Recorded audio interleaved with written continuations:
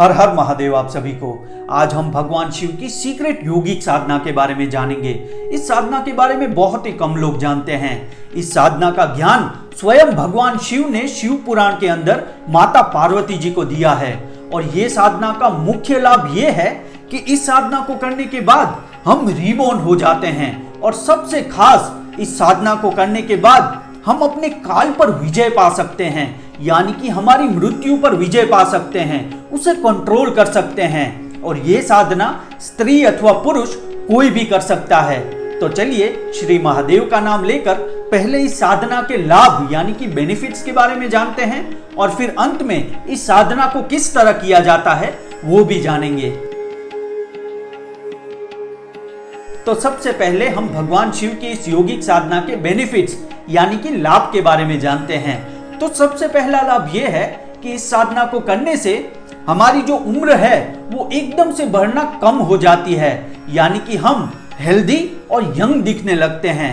दूसरा लाभ यह है कि ये साधना हमारे इम्यूनिटी सिस्टम को इतना स्ट्रॉन्ग बना देती है कि कोई भी रोग, कोई भी बीमारी जल्दी से हमारी बॉडी में प्रवेश नहीं कर पाती। इसीलिए आपने नोटिस किया होगा कि जो सिद्ध योगी होते हैं वो यही शिव पुराण की गुप्त साधनाएं करते हैं, यानी कि उन्हें हम ज्यादातर बीमार पड़ते हुए नहीं देखते और वो बहुत ज्यादा उम्र होते हुए भी हेल्दी और स्ट्रॉन्ग रहते हैं।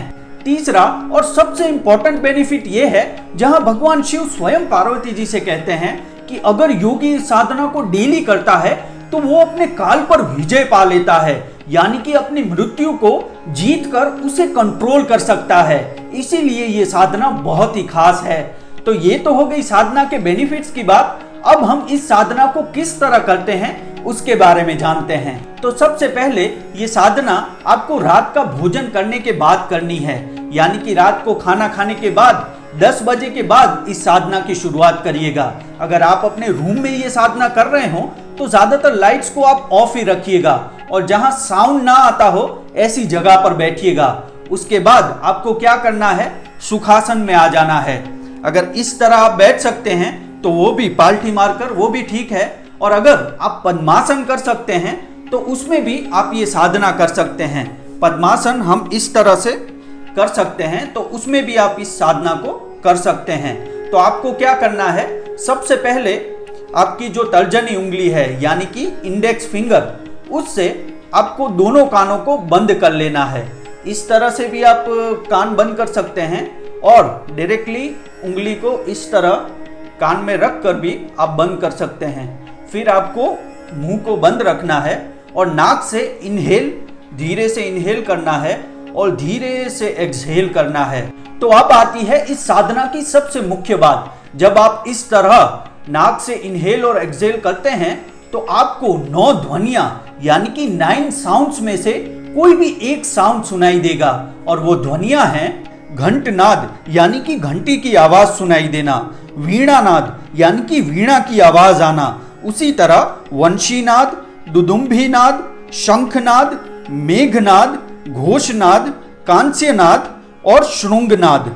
और इन 9 ध्वनियों यानी कि इन 9 साउंड्स के अलावा जो साउंड सुनाई देगा उसे तुंकार कहते हैं। यानी कि जब हम इस तुंकार को सुनते हैं तो हम शिव तत्व की प्राप्ति कर लेते हैं, यानी कि हम शिव को पा लेते हैं। तो इस तरह इस योगिक साधना को करना है।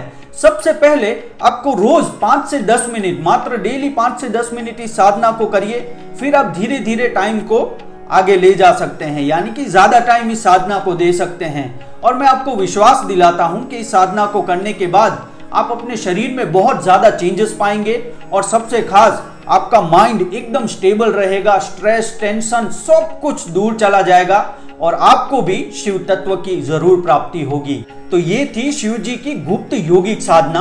और आगे भी शिव पुराण में और भी अन्य योगिक साधनाएं हैं जिसे कोई भी स्त्री और पुरुष कर सकता है। उसके बारे में भी आगे मैं डिटेल में बताऊंगा।